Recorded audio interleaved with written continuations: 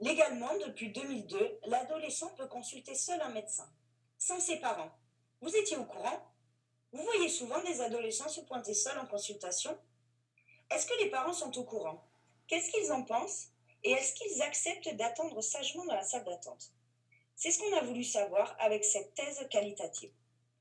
À l'aide d'un guide d'entretien, comportant 5 questions ouvertes, on a fait en sorte d'amener progressivement 17 parents d'adolescents âgés de 13 à 18 ans sur le sujet de la confidentialité.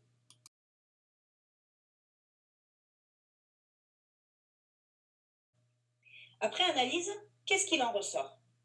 Une confidentialité? Mais pourquoi faire? D'après eux, leur médecin n'a pas abordé ce sujet. Ce manque d'information a des conséquences. Tout d'abord, le parent ne voit pas bien l'intérêt de cette confidentialité. Et quand bien même, il serait forcément au courant. Au moindre bobo, son adolescent vient le voir. En plus, jusqu'à preuve du contraire, il n'a pas le permis ni les moyens financiers. Et puis il arrive à peine à s'exprimer. Comment le médecin pourrait comprendre son problème? Croisons les doigts pour le bac de français. Ensuite, le médecin généraliste, il soigne des angines. L'adolescent n'a aucune raison d'aller se confier sur ses amygdales. Et enfin, pour le parent, l'adolescent pourra consulter seul le jour où il aura son permis ou qu'il aura obtenu son bac mention très bien et qu'il envisagera des études de médecine. Il sera alors capable de s'exprimer, ça évitera au médecin de passer à côté de quelque chose de grave.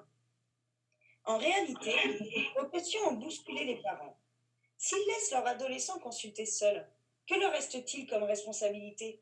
Faut pas abuser quand même. S'ils peuvent comprendre en théorie que leur adolescent ait envie de partager ses flirts avec quelqu'un qu'il connaît à peine, pas question que leur fille subisse une IVG sans qu'ils soient au courant, ou qu'ils se retrouvent grands-parents plus vite que prévu. Ils ont du mal à lâcher prise, ces parents.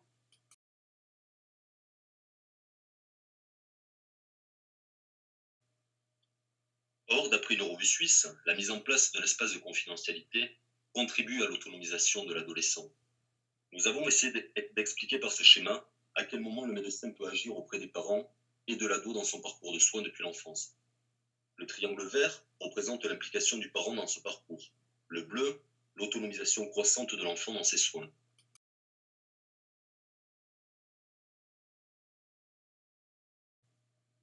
Afin de pallier les différents enjeux relationnels que peut susciter une confidentialité pour leur ado, nous pensons qu'une information précoce et réitérée sur le secret médical, en amont de l'adolescence, et en parallèle d'une implication croissante de l'enfant, encouragerait la communication entre les membres de cette relation et favoriserait un meilleur vécu familial de la confidentialité.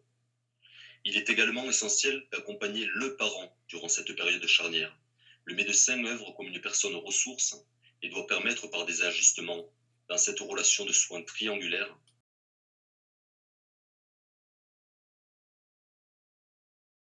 la mise en place d'une confidentialité concertée, dynamique et évolutive.